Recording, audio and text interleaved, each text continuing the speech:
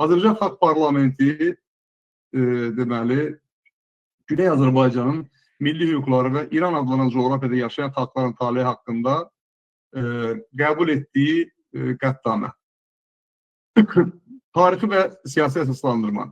Azərbaycan Xalq Parlamenti bildirir ki, bugün İran adlanan dövlətin sərhədləri daxilində yaşayan 10 minlərlə Azərbaycan türkü, digər türklər və digər xalqlar uzun illərdir siyasi, mədəni və milli hüquqların sistemli şəkildə məhdudlaşdırılması ilə üz-üzə qalmışlar. Tarixi baxımdan Azərbaycan torpaqlarının bir hissəsi olan Güney Azərbaycan bölgəsi 100 ildən artıq müddətdə ardıcıl assimilyasiya siyasətinin hədəfinə çevrilmişdir. 20-ci əsrin əvvəllərindən etibarən hakimiyyətə gəlmiş Pəhləvi Şah rejimi bölgədə yaşayan xalqların milli kimliklərini zəiflətmək məqsədi ilə ana dilinin qadağan edilməsi, milli kimliyinin inkarı və mədəni irsi məhv edilməsi kimi siyasətlər həyata keçirmişlər. Bu siyasət təkcə Azərbaycan türklərinə deyil, həmçinin İran daxilində yaşayan digər türk və digər xalqlara qarşı da sistemli şəkildə tətbiq edilmişdir.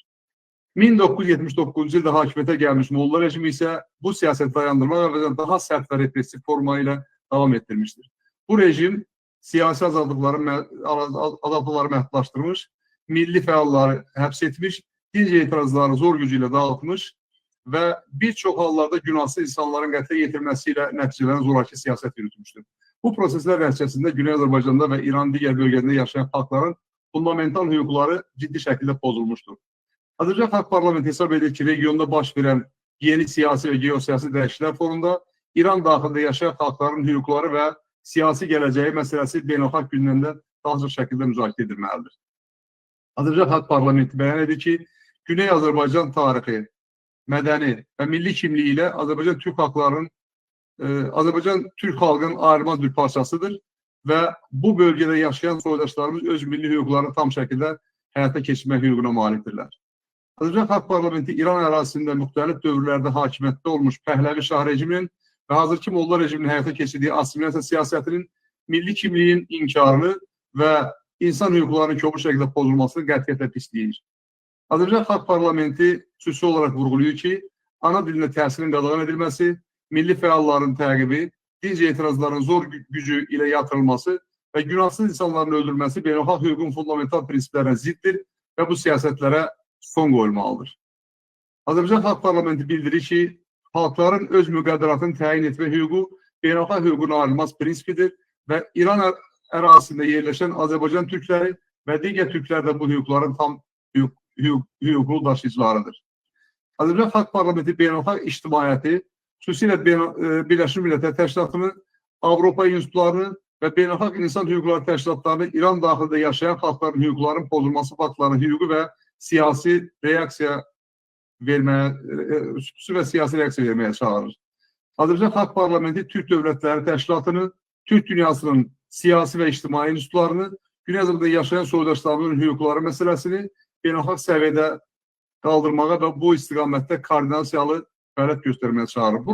Bu bəndə mən mütləq deməli Azərbaycan bayaq xatırlatdığım kimi Azərbaycan prezidentinə və Türkiyə prezidentinə müraciət də bu bənddə özünə yer almalıdır və Türkiyə Respublikası, Azərbaycan Respublikası, Güney Azərbaycanda yaşayan milyonlarla soydaşının hüquqlarının qorunması məsələsi beynəlxalq təşkilatlarda və diplomatik platformalarda daha fəal şəkildə gündəmə gətirməyə və dəvət edirik. Azərbaycan Xalq Parlamenti bəyan edir ki, İran daxilində yaşayan xalqların milli hüquqlarının uzun müddət boğulması regionda davamlı sabitliyin təmin olunmasına deyil, əksinə yeni siyasi böhranın yaranmasına səbəb olur. Azərbaycan Xalq Parlamenti Güney Azərbaycanda yaşayan soydaşlarımızın milli birlik, hüquqi mübarizə və siyasi fəaliyyət yolu ilə öz hüquqlarını qorumağa və gələcəyini müəyyən etmək iradəsini gücləndirməyə çağırır. Azərbaycan Xalq Parlamenti bəyan edir ki, Güney Azərbaycan məsələsi yalnız regional və ya etnik məsələ deyil, bütövlükdə Yaxın Şərq və Cənubi Qafqazın geosiyasi gələcəyi ilə bağlı strateji bir məsələdir.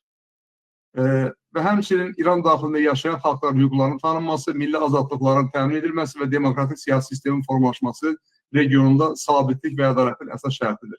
Azərbaycan Xalq Parlamenti Güney Azərbaycanda yaşayan milyonlarla soydaşımızın milli kimliyini, dilini və siyasi hüquqlarını qorumaq uğrunda aparıcıların mübarizədə mənəvi və siyasi baxımdan dəstəklədiyini bəyan edir və bu məsələnin beynəlxalq səviyyədə gündəmdə saxlanması üçün fəaliyyətini davam etdirəcəyini bildirir. Yəni dostlar, bundan başqa daha bir sənəd hazırlamışıq. İcazə verin o sənəddə mən sizin diqqətinizi çatdırım və qısaca mənə belə gəlir ki, çox da vaxt aparmayacaq. Çox vacib bir sənəddir. Bu da doktrinadır. Deməli, Güney Azərbaycan milli hüquqları üzrə strateji deməli doktrina. Strateji siyasi sənəd. Deməli, bugün qeyd olunacaq ki, bugün qəbul olunur, əgər qəbul etsək, hazırlayan qurum Azərbaycan Xalq Parlamenti birinci, deməli, Azərbaycan Xalq Parlamenti bəyan edir ki, İran adlanan dövlətin sərhədləri daxilində yaşayan milyonlarla Azərbaycan Türk uzun müddətli sistemli siyasi, mədəni və milli hüquq məhdudiyyətləri ilə üz-üzə qalmışdır. Tarixi Azərbaycan torpaqlarının bir hissəsi olan Güney Azərbaycan bölgəsi 20-ci əsrin əvvəllərindən etibarən ardıcıl assimilasiya siyasətinə hədəfə çevrilmişdir. Bu strateji doktrina Güney Azərbaycanda yaşayan Azərbaycan Türklərin milli hüquqlarının beynəlxalq hüquq normalары çərçivəsində müdafiəsi, regional sabitliyin təmin edilməsi və Türk dünyasının koordinasiyalı fəaliyyətin formalaşması məqsədi ilə hazırlanmışdır. Sənəd həm tarixi faktlara, həm də beynəlxalq hüququn əsas prinsiplərinə əsaslanaraq Güney Azərbaycan məsələsində strateji geosiyasi yanaşmanı müəyyən edir. 1920-ci il Pəhləvi rejiminin qurulması və milli siyasət. Burada deməli 25-ci ildə İranda hakimiyyətə gələn Pəhləvi sülaləsi və burada da xatırladıram ki, İran adı da həmin gündən İrana verilibdir. Yəni çoxları deyil, İran çox qədim dövlətdir, qədim ölkədir, amma İranın adı 1925-ci ildə verilmiş, çox uzaq bir keçmişdir, təxminən 100 il bundan əvvəl bir vaxtdır. 25-ci ildə İranda hakimiyyətə gələn Pəhləvi sülaləsi ölkədə mərkəzləşmiş millətçi dövlət modeli qurmağa başladı. Bu model çərçivəsində Fars millətçiliyi dövlət ideologiyasına çevrildi və qeyri-Fars xalqların milli kimliklərinin zəiflədilməsi siyasət həyata keçirdi. Bu dövrdə Azərbaycan türkçəsinin ictimai və rəsmi istifadəsi məhdudlaşdırıldı. Ana dilində təhsil faktı olaraq qadağan edildi. Milli mədəniyyət institutları ləğv edildi. Bu siyasət Güney Azərbaycanda yaşayan milyonlarla insanın mədəni və siyasi hüquqların məhdudlaşdırılması ilə nəticələndi. İkinci 1945-46-cı illərdə milli hökumət, Azərbaycan milli hökuməti. 45-ci ildə Güney Azərbaycanda Azərbaycan milli hökuməti quruldu. Bu hökumət qısa müddətdə bir sıra mühüm islahatlar həyata keçirdi. Azərbaycan türkçəsi rəsmi dil elan edildi. Ana dilində təhsil sistemi yaradıldı. Mədəni və sosial institutlar quruldu.